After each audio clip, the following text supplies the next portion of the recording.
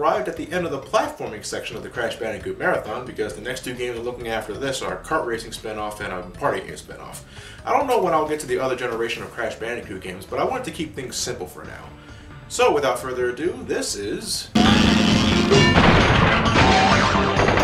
Crash Bandicoot WARPED!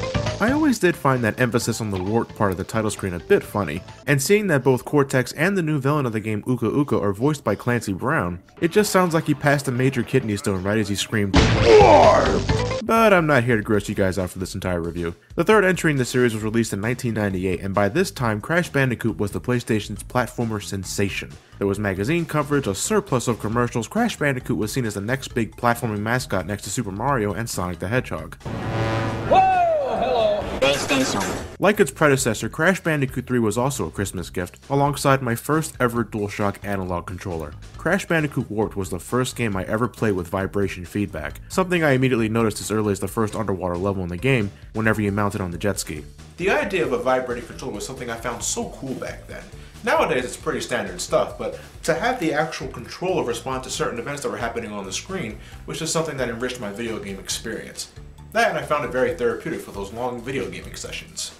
Crash Bandicoot 3's story assumes you got all the gems in the last game, because the plot begins with Cortex's destroyed space station plummeting toward the Wampa Islands, crashing into this structure releasing a mysterious power known as Uka Uka, the evil twin brother of Aku Aku, who now suddenly has a voice.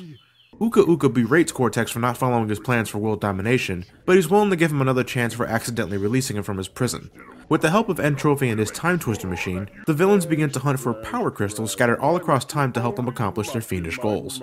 Aku Aku enlightens Crash and Coco on Uka Uka's plan, fuck this is a mouthful, and teleports them to the Time Twisting machine in hopes of nabbing all of the crystals before Cortex and his goons can manage to do so.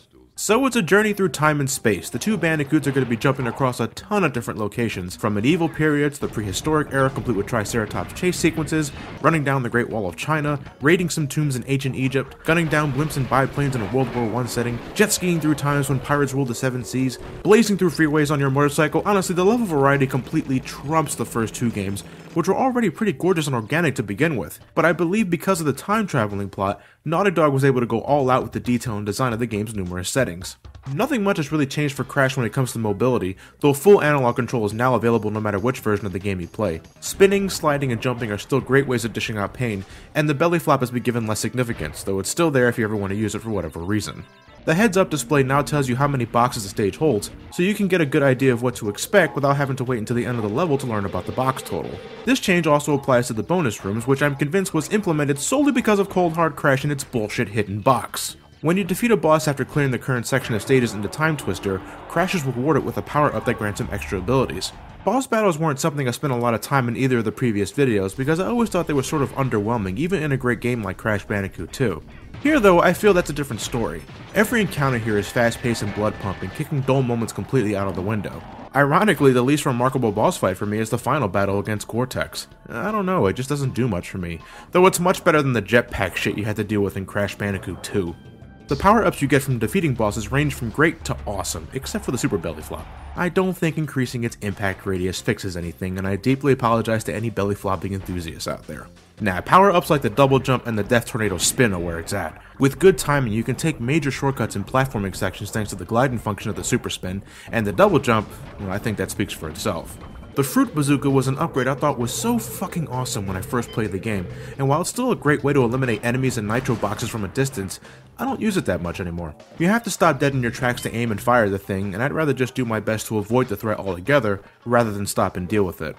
The last power-up you get is the Crash Dash, which is only available after beating the final boss. There's not much explanation for this one anyway, it just causes Crash to run faster and make longer jumps. It's great for trying to score the newly introduced time relics, but before we get to that, the objective of every level is about the same as before. There's a power crystal in each stage that you need to grab to complete the level, and there's also the returning gems you can get by various methods, very much like Crash Bandicoot 2, only with less backtracking, thank fucking god. You only need to get power crystals to reach Cortex and finish the game, but going for the complete experience once again requires that you go after all the gems. But in order to get every single gem this time around, you also need to get time relics. These majestic ankhs are something you can only get once you complete the stage with the crystal. When you re-enter the stage, you can touch this clock to activate time trial mode, where it's a race to see how fast you can complete the stage. To make things more interesting, checkpoint boxes are completely removed, so you have to finish the stage in one life, or else start from the very beginning again. You don't lose lives when you die during a time trial, so you're free to retry as many times as you want. And you have these special boxes that can temporarily stop the timer depending on the number on the box. If you can finish the stage under the assigned time, you're guaranteed a Sapphire relic, but if you go one step beyond, you can win a Gold relic. The reason you need relics in the first place is because a secret platform that's located at the center of the hub will appear once you get 5 relics, and riding it will take you to a hidden room with 5 bonus stages that unlock with more relics you collect. Some of the stages are hidden areas of previously visited levels, but 3 of them are completely original stages that have their own gems and relics to obtain. You only need to get the Sapphire relics for the sake of getting the best ending, but the Gold relics are just nicer to look at in my opinion.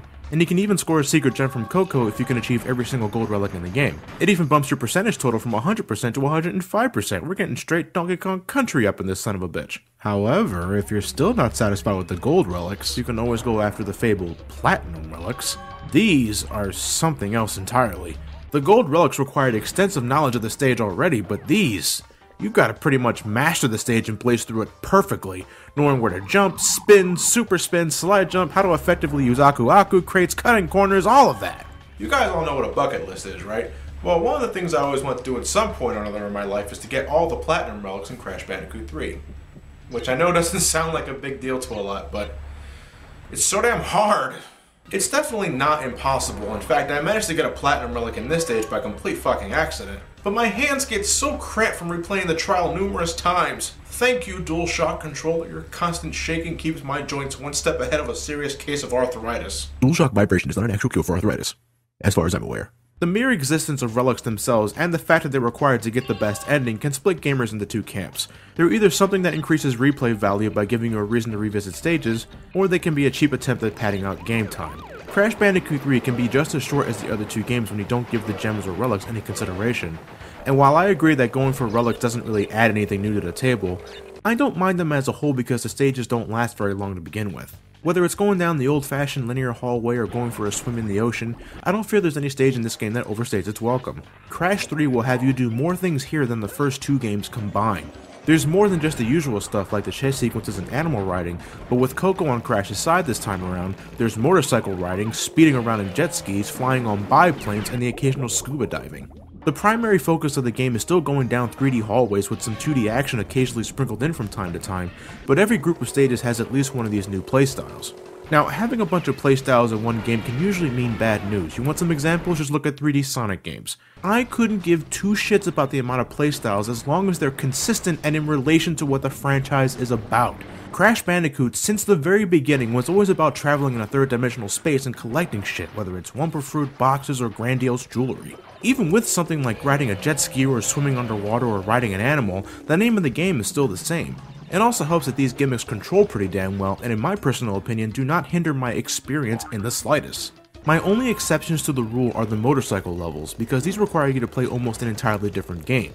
You gotta reach the finish line in first place to acquire the crystal and complete the stage. Given my past personal experiences with other racing games, I don't mind these levels to an extent, but they're definitely my least favorite of the game, and I can imagine that gamers who aren't into racing games at all won't find these particularly appealing. You can argue the same with the flying levels, only, shooting down blimps instead of racing to the finish, but I don't find these as intrusive as the racing levels. There's still something completely different in terms of how a level in Crash Bandicoot works, but not as extreme in my opinion. Every game has its share of gimmicks, which is often the deciding factor of whether or not a game sucks, but Crash Bandicoot 3's design is still superb. The refined gameplay that Crash Bandicoot 2 introduced feels every bit as good as it did then, and in conjunction with diverse aesthetics and refreshing new concepts, all mostly thanks to the time-traveling storyline, Crash Bandicoot 3 is a great time from beginning to end. There's nothing in this game that frustrates me on a level like the backtracking problem in Crash Bandicoot 2, or the issue with gem collecting in the original game. It's smooth sailing throughout the entire adventure for me. I didn't have a Nintendo 64 during the mid to late 90s, and I constantly heard from friends in school that I was missing out on classics like Super Mario 64, Kirby 64, Conker's Bad Fur Day, and even the likes of Banjo-Kazooie. But you know what? The original Crash Bandicoot trilogy was all I needed to get my platforming kicks. These games are the personification of what gaming was like for me before the turn of the millennium, and I'll never forget the good times I had. The fact that you can get all 3 games easily nowadays, especially when you have a PS3, just makes them more attractive. For many who grew up with strictly a PlayStation 1, if it wasn't Crash Bandicoot, it was possibly a certain Purple Dragon, which you can play a demo of by entering the Konami code of all things on the title screen of Crash Bandicoot 3. Trust me guys, I know there's a lot of you who want me to spend some time on Spyro the Dragon, but this may come as a shock to you.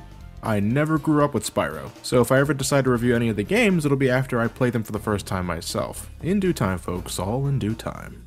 But before I end this, I was asked by a bunch of you Crash enthusiasts to bring mention about the differences in the European and Japanese versions of every Crash game on the PS1. But after doing some research, there's not much to talk about in the first place. The only thing worth any merit I can mention is that the European version of Crash 3 is supposedly harder with different behavioral patterns on certain enemies, as well as added enemies in the animal levels. You know, I never quite understood regional difficulty. What's the point? I believe changing a game's challenge should be done via a difficulty select at the beginning of the game, you know, so that players can get the best of both worlds and not have to deal with either a neutered experience or a hardened experience because of some misconceptions by developers. I think it's pretty cool to mention that for a Western developed title, Crash Bandicoot was actually pretty popular in Japan, selling a healthy amount of games and merchandise. In fact, one of the joke characters you can spot after fully completing Crash 3, known as Fake Crash, was designed after a horrendously inaccurate plushie that was sold in Japanese markets. I think it's great to see that the developers of Naughty Dog had a good sense of humor. Crash Bandicoot 3 is one of the best-selling games in the PlayStation 1, but Naughty Dog felt the need to move on to other projects regardless of such. But before they left completely, they made one more game for the system. So the next time we meet, we're looking at Crash Team Racing, and the very first game that was made without any of Naughty Dog's involvement, Crash Bash. I don't know how long it'll take me to get this video out there, but I promise I won't have you waiting too long. Hopefully. But thank you guys for watching. You guys have a great night, and take care.